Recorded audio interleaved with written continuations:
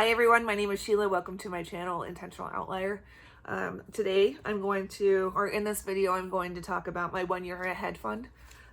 It's basically it's 1 year of my expenses. So my bills and also the money that I set aside for my monthly spending. So my gas, groceries, personal items that I need, and then Merriweather and whatever she needs she's my dog. So whatever she needs for the month. And I do cash envelopes. So those amounts are set aside in cash at the specific denominations. And I feed those envelopes once a week for myself.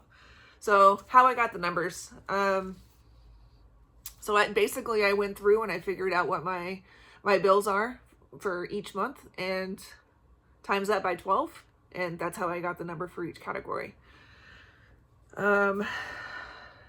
And that gives me enough. I also have a little bit of a cushion that's built into that. My comfort zone is $200 cushion in my checking account and that's the account where all the bills come out of. I'm checking it a couple times a week, so I'm able to monitor it to make sure that there isn't too much of a fluctuation there, or anything that comes out unexpectedly, because I've got a pretty good grip on all the stuff that comes out. So that's how I got the numbers. How it works is, so I started this out by just my main goal initially was just to be 1 month ahead. And then I had an unexpected thing happen where somebody accessed my banking information and my paycheck information and rerouted my paychecks to a different account, so I didn't get paid. So once that happened, I bumped it up to 2 months ahead. And now I'm at a point now where I'm stretching that some more, and I want it to be 12 months ahead. And so boundaries around that are that money is only used for bills and my expenses for the month. That's where that money is used. Having that money already set aside, and having a system and that is designated specifically for that makes it easier for me to follow through on it. Like I know, and it's part of my routine now, where I will sit down. So we're in the last week of December right now. I'll sit down and I'll figure out all of my, or I'll pull the cash for all my January bills and I'll take that to the bank and I'll deposit it, and then I'll immediately come home and pay all the bills that come out electronically. And then I take the cash that's for my spending. I still leave that in the binder, but I'll make sure that I feed the envelopes for those categories, so that money is there when the first rolls around and it's time to start spending out of those buckets. Why I like it? I like it because it takes the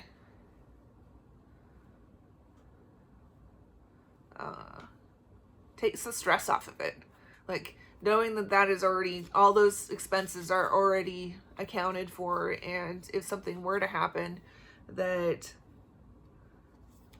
I know that I still have money to buy my dog some stuff for her food, or I still have money to put in my gas tank if I need it.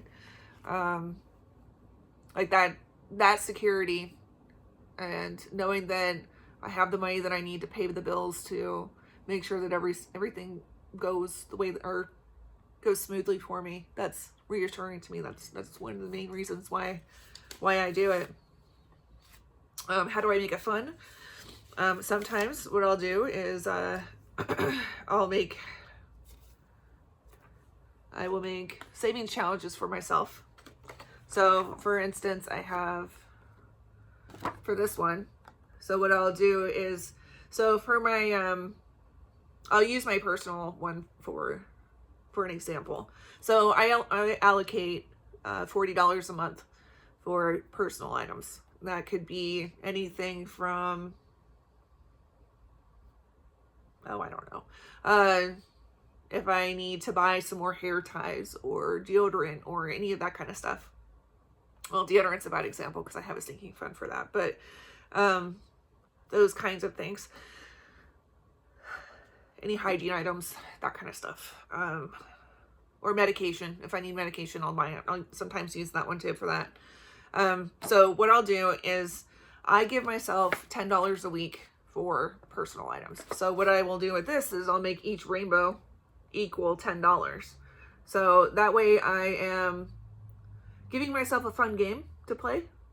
And then I get to, check off the box, because who doesn't love to color in the box?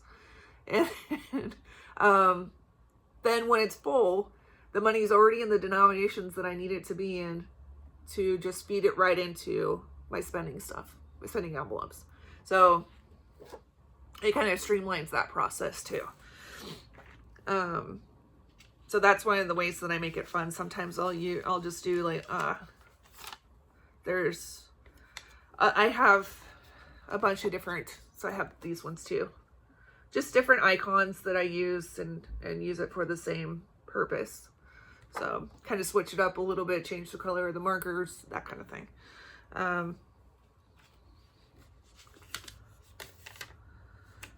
So let's see. That's all. And currently right now what I'm doing is I contribute to my 1 month ahead fund every paycheck.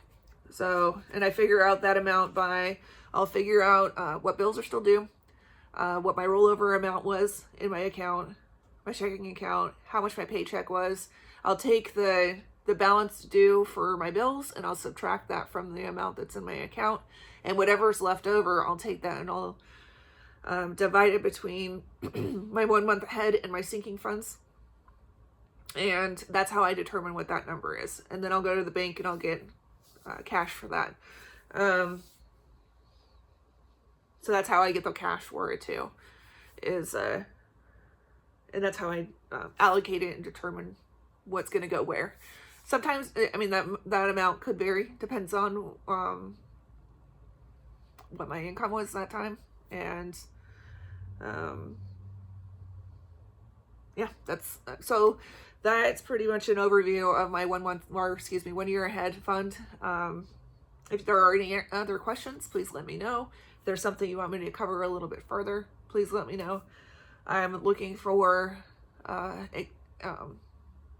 suggestions on other videos that I could make, and I want to make sure that I'm giving you guys information that you would like to hear, and that would be helpful for you, and maybe you can take it on with your journey as well. So these are tools that I used to help me be successful, and I'm just trying to share that information with others. So please like and subscribe, share my videos. That helps my channel grow. And okay, that's it. All right, I'll see you guys later.